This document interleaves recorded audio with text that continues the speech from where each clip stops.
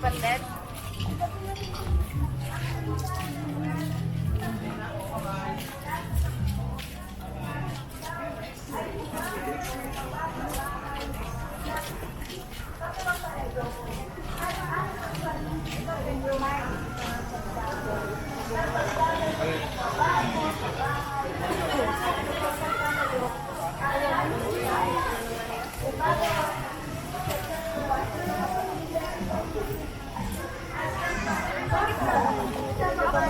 Alam mo na po. Kaya mo ba?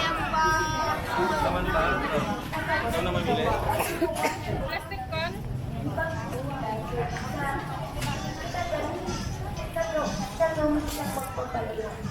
Kapag tayo dumating sa akin, kung saan ang Panginoon at nagsabi sa isang pahayag.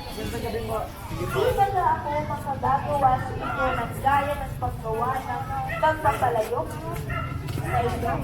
Sabi ng Panginoon, narito kung paano ang puting sa kamay ng magpapalayok, gayon kayo sa kamay ko o sa bahayan ng Israel.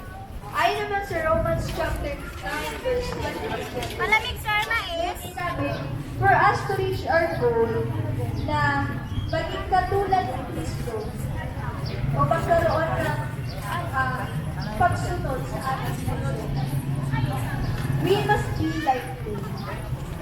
Tulad ng isang lake.